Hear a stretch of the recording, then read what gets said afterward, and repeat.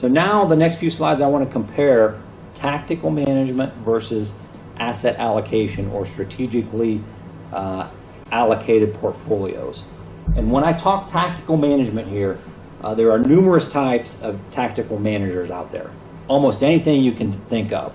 I'm not talking day traders, the people that buy and sell 2 or 3 times a day. These guys are trend followers, long-term trend followers. So they don't make a whole lot of trades, not like you would think of as active management or tactical management. And then the asset allocated portfolios are your buy and hold strategies. I don't know if you guys can see that there's actually different colors on here. Can you see that in the back? Probably not. If we compare the two different strategies, we're comparing an example of a tactically managed portfolio to a 60% equity, 40% fixed income portfolio, which is probably one of the more popular asset allocation mixes today, 60-40. That's how it's referred to. So if you look at the 1-year returns, the asset allocation had about 2.5. This is an old slide. I'm telling you that right now. Anybody watch a market today? It was ugly.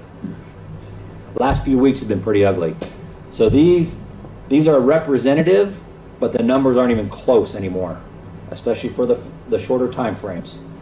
The 60-40 beat the tactically active management for the past year, and actually for the past 3-year time period. The 5-year time period, it's pretty much a wash because I knew what the fees were with the tactically managed portfolio, so that's accurate, but I don't know what fees are average for that. So if you're paying any type of fees, they would really be very close at the 5-year period. However, if you look at the 10-year period, the tactically managed portfolio pretty handily beats the 60-40 mix. Now, why is that? What happened in the market between 5 and 10 years ago?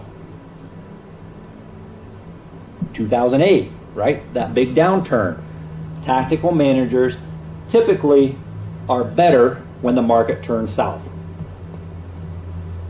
Asset allocation buy and hold strategies work great when everything's going up, because if you've ever heard the expression, any monkey can make money when the market's going up, that's pretty much true. But it takes skill to make money or not lose as much money when the market goes down. If you remember from a few slides ago, this is only half the conversation, the returns. What's the other half? Risk. What type of risk did I subject my portfolio to get these types of returns?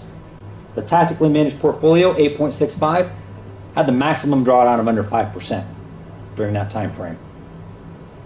Whereas to get that big 7%, I had a loss of over 35% during that time period.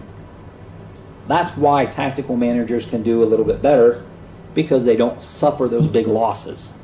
It's kind of like NASCAR or an Indy 500 race. Anybody watch race car driving? Race? Okay. It's where you sit there for 3 hours and watch somebody do left turns, right? What happens when somebody makes a pit stop?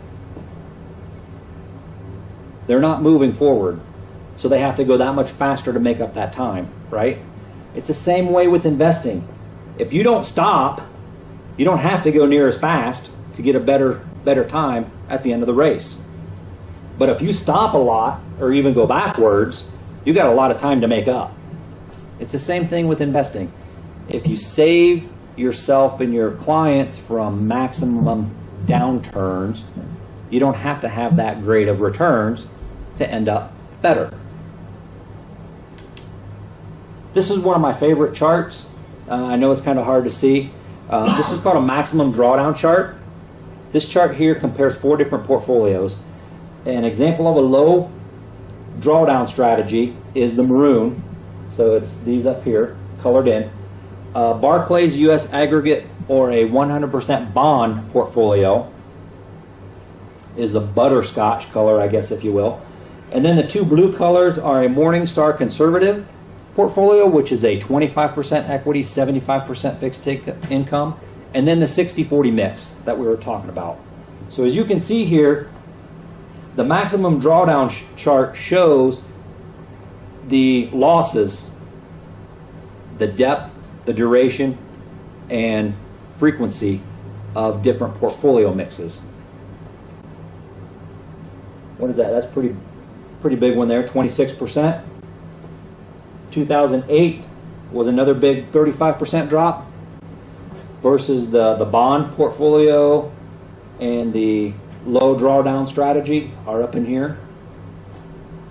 This is what risk is. This is how I like to see risk, because this is what my portfolio did. This is the loss, not how far from the average was I. This is a typical mountain chart. This is comparing index funds to tactically managed funds. This is an example of one of our sleeves, we call it, which is a combination of 4 different tactical managers. You can be diversified even if you are tactical. You don't have to have strategic allocated portfolio mixes to be diversified. Here we've got 4 different managers that follow 4 different trends and use 4 different asset categories. So you've got the diversification. I'm comparing it to well-known index funds, the Vanguard Wellington Fund, which is a 60-40 mix, like we were talking about. It's a 5-star fund, top of the top, Vanguard, very low fees, very good fund. The Vanguard Total Stock Market Fund is 100% stocks. So you get a little stock, bond mix, as well as 100% stocks. And then the black line is the S&P 500. So as you can see, the blue line, the tactically managed portfolios with fees included, these are not, because I don't know what fees are average for these funds. During the time frame of January 2008 to March 2015, almost 300% rate of return. So what's your favorite color? That's what I like to ask people on this slide. Anybody colorblind in here? No. This is blue. But again, that was just returns. You have to talk about risk. This is the maximum drawdown chart for those same portfolios. The tactically managed portfolio had about a 6.8% loss during that time frame. The index funds, whoa, maybe not. There's 44% for the Vanguard total return. And that 60-40 still had about a 26% loss. So indexing works when everything's going up, but when everything's going down, you're going to capture all of those losses as well. I know this is hard to read, but these are the actual returns for the time period. The moderate risk sleeve averaged 16% a year since the beginning of 2008. Kind of hard to believe until you dig in the numbers. I didn't believe it. I had to look these guys in the eye and do my due diligence to make sure they weren't lying. But these are all audited returns. The Vanguard Wellington, the 5-star mutual fund, averaged 7%. The Vanguard Total Stock Market return, about, what is that, 7.6, and the S&P a little over 7 during that time period. Shorter time frame, tactical managers didn't do quite as well. I was listening to a webinar a couple weeks ago from one of these managers, and he said there's a very technical term on what they call the market for the past 6 months. It's called weird. There are no trends identifiable in the market today. With the quantitative easing stopping in October, the Chinese going crazy, Greece, the Fed not making up their minds on interest rates, nobody knows what the market's doing. Everybody's in flux. So that's why they're having a little bit hard time right now. But as you can see, over time, they do quite well. That's index funds. How about other actively managed funds? We all know there's lots of actively managed funds out there, people that try to beat the index. So actively managed funds versus tactical management, or my tactical managers. Actively managed funds are ones that try to beat their index, of which tactical management is one of those people.